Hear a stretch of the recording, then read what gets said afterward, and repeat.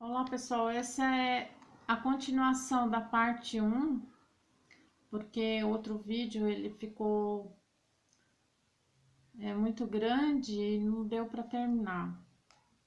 Ele podia estender para mais 3 minutos e eu concluiria, mas já que esse assunto ele vai render uns 3 vídeos, esse mais um, a continuidade aqui que eu estava falando lá no outro vídeo, na parte um, que se nós não nos conhecemos, nós sabemos quem somos, e por isso nos faz sermos, continuar ainda sem saber da origem, então estamos pensando, imaginando.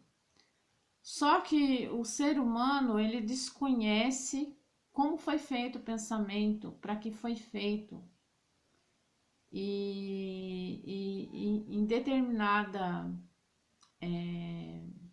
situação da vida, nós passamos a ser regidos sem saber pelo pensamento, porque a criança, quando ela começa a pensar, logo depois, assim, pensar por ela mesma, ficar buscando resposta, vamos colocar aí depois dos 7 anos. Então ela acha que eu tô pensando nisso, eu tô pensando naquilo, achando que o pensamento é seu. E isso vai continuando na vida. A vida adolescência, na fase adulta. Então, achando assim que o pensamento e a imaginação pode dar respostas para mim, e ele não dá, como que vai dar respostas da origem? Como que a gente vai saber da verdadeira origem? Que no primeiro vídeo eu falei eu comentei sobre é, o- a- as teorias. Eu não sei se eu comentei. Não comentei não. A teoria do Big Bang, a teoria da física quântica, que ela, ela refuta essa teoria do Big Bang, porque ela fala que não, na verdade, não foi uma explosão, foi uma expansão da consciência de Deus. Física quântica. E as religiões bem simples, fala da nossa vida aqui, né? Como sendo Deus nosso Criador, que nos criou assim, nos fez assim. É quase isso.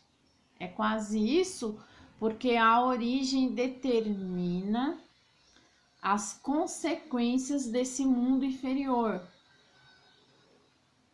E como que eu vou passar esse princípio para as evidências, já que o cientista também ele não consegue provar a origem da vida. Ele passa por ter evidências. Nós da cultura racional partimos das nossas evidências pelo desenvolvimento do raciocínio e da lógica da base, as provas e as comprovações. Então, o princípio da vida que o ser humano ele tem o desconhecimento da verdadeira origem da humanidade, ele ele não se conhece, ele não se conhece. Então ele passa a olhar, né? Porque ele tem só esses olhos aqui, microbianos, a vida da matéria como sendo tudo. E isso não vai o levar a nada, esquecendo que nele está o tudo. Mas em, em última análise, assim, no sentido assim, eu tenho que saber, né? Eu tenho que saber o que tem dentro de mim que faz eu ser tudo,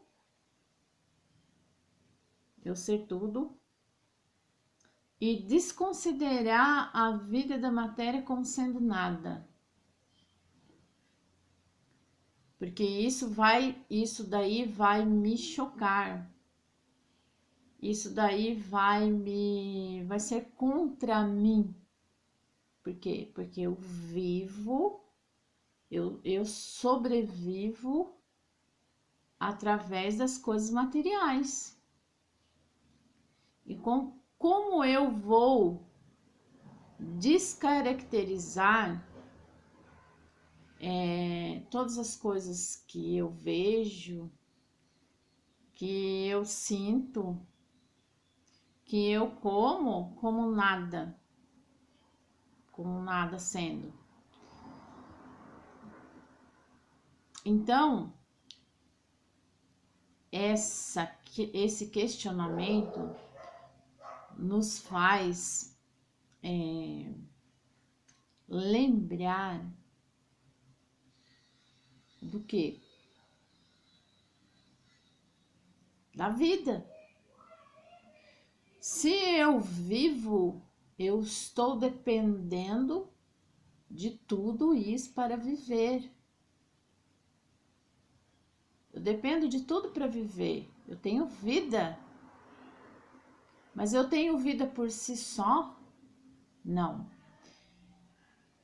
Então, essa última análise é que me faz voltar à origem, à vida que me deu a vida. E como estudante de cultura racional, o que eu estou desenvolvendo agora? Estou desenvolvendo o meu raciocínio. Por quê? Porque se todos que pensam e imaginam não nos revela a verdadeira origem da humanidade, eu fico assim, vamos supor assim, para usar uma palavra assim, meio que na gíria, eu fico no vácuo. Eu fico sem saber o que eu estou fazendo aqui. Então, a origem da humanidade, ela requer uma minuciosa compreensão e entendimento das coisas como elas na verdade são, e não como que eu imagino e penso. Não como eu imagino e penso. Então, eu estou determinada a ser regida pelo aquilo que me criou. Então, se eu penso e imagino, por que eu penso e imagino? Então, Deus, ele me fez pensar, Deus, ele me fez imaginar,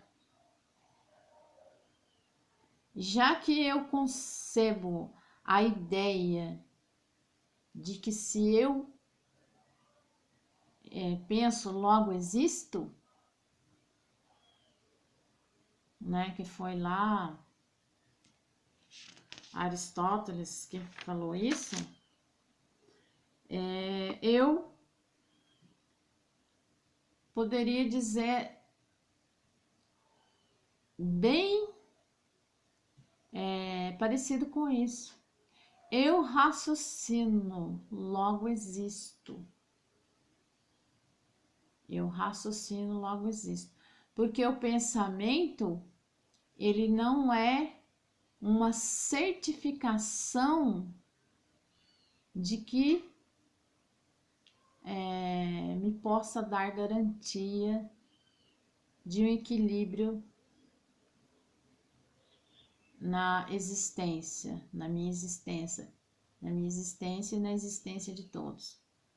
Então, se o pensamento ele não certifica o meu equilíbrio, logo, se eu passo a raciocinar, passo a desenvolver o raciocínio e ele passa a dar equilíbrio para mim, porque eu como estudante de cultura racional, eu posso dizer as provas que eu tenho. Enquanto pensava, imaginava. Aí você fala assim, mas então você só raciocina, você não tem mais pensamento, imaginação. Não, meu pensamento e a minha imaginação são equilibradas através do meu raciocínio. E partindo daquilo que eu vivia antes de desenvolver, começar a desenvolver, começar a me conhecer cultura racional, eu sabia que eu vivia de uma forma que dá prova para mim que o pensamento ele não era meu. Por isso que eu não conseguia acertar com o meu pensamento. Porque logo se eu pensasse alguma coisa certa para mim, pela minha consciência, de que aquilo ali é bom para mim, e eu faço tal coisa, e aquilo que era bom não amanhã não é mais, ou pior ainda do que isso, aquilo que eu acho que é bom para mim, que eu faço através do meu pensamento, aquilo que é bom, ele dá errado, ele passa a ser mal, desculpa, ele passa a ser ruim para a minha vida. Então, essa é a minha primeira prova. Fora as outras, porque as benesses da cultura racional, ele elimina a causa dos feitos. Não adianta eu ficar aqui ruminando os feitos sem eliminar a causa, ruminando pensamentos contraditórios a mim, sem eliminar a sua energia, sem eliminar a sua transmissão, sem saber por que esses pensamentos são transmitidos para mim e que não é meu. Além de que não é só, e não fica por aí, porque fica a coisa mais complicada ainda, vontade. Uma vontade mal refletida que qualquer ser humano possa ter. E essa vontade vai ser contra ele, porque se ele fizer a vontade dele, há consequências reversíveis e irreversíveis. Então, a vontade é mais complicada ainda. E sabendo disso também, que a vontade não é minha, é uma transmissão que aquilo possa ser bom na minha vida, e depois de satisfeita aquela vontade, eu passo a ter consequências, ou grandes e pequenas, porque as aparentes são até que menos agressivas aos meus sentidos de animal, que são sentimentos. O orgulho ferido, né? Aquela coisa que eu desejava e que eu pode ser até invejava de alguém, eu não consegui realizar, né? Ai, por que que o outro tem, eu não tenho também. Todos esses sentimentos são dessa parte da categoria que o ser humano foi feito, do espermatozoide. Então,